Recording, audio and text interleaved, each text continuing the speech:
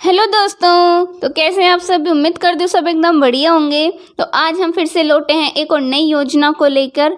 तो यह योजना कर्नाटक सरकार द्वारा चलाई गई है और इस योजना का नाम है स्वामी विवेकानंद युवा शक्ति योजना।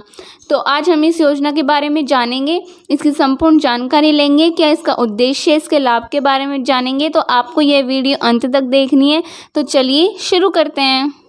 कर्नाटक के जो मुख्यमंत्री हैं बसवराज बोम्मई, इन्होंने अपना 1 साल पूरा कर लिया है अपने कार्यकाल में। तो 1 साल पूरा होने पर इन्होंने कई योजनाओं की शुरुआत की है। तो चलिए जानते हैं।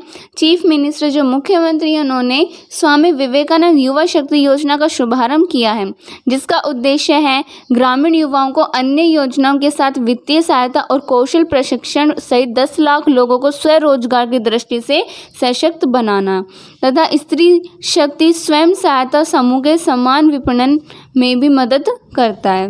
और इन पहलों से SC/ST जो कैटेगरी वाले हैं, वीमेन, वर्किंग क्लासेस, फार्मर्स, अन्य लोगों सहित सभी वर्गों के लोगों को उन्हें मजबूत करने और राज्य को विकास की ओर ले जाने में मदद मिलेगी।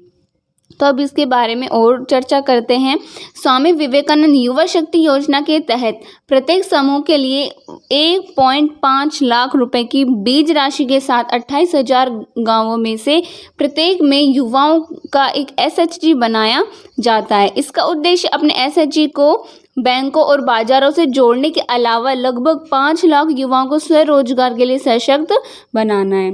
कर्नाटक के लगभग 33,000 SHG ने बाजारों को उपलब्ध कराने के लिए बैंकों के साथ समझौता ज्ञापन पर हस्ताक्षर किए हैं, जिससे कर्नाटक की 5 लाख महिलाओं को लाभ होगा। तो इसके अन्य योजनाओं के बारे में जानते हैं।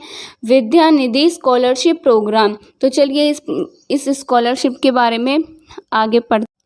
इन्होंने कुछ अन्य योजनाओं का शुभारंभ भी किया है, जैसे विद्या निधि स्कॉलरशिप प्रोग्राम।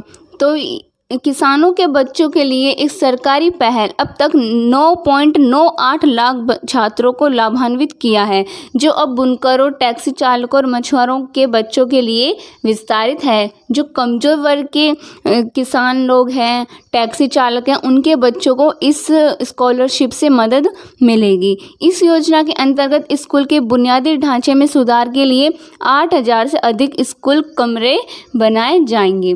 अन्य योजनाओं में 25 लाख गरीब SC/ST परिवारों को प्रति माह 75 यूनिट मुफ्त बिजली प्रदान की जाएगी और सरकार ने डायरेक्ट बेनिफिट ट्रांसफ़र योजना भी शुरू की है, जिसकी लागत सरकार को लगभग 7 करोड़ रुपए रखी है सरकार ने।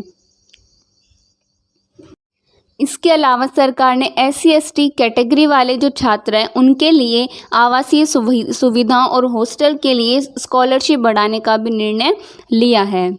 कर्नाटक का जो फंड है उसके बारे में थोड़ी जानकारी ले लेते हैं। कर्नाटक सरकार ने प्रत्यक्ष विदेशी निवेश के अंतर्गत अंतिम तिमाही में सबसे अधिक निवेश प्राप्त करके national institute for transforming India आयोग के इंडियन इनोवेशन इंडेक्स 2021 में पहला स्थान प्राप्त किया है।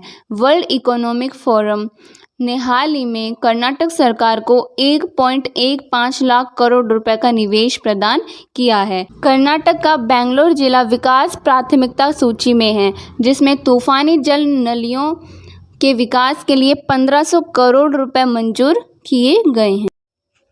कर्नाटक एक विशेष अनुसंधान और विकास नीति स्थापित करने वाला भारत का पहला राज्य बनने की उम्मीद में है।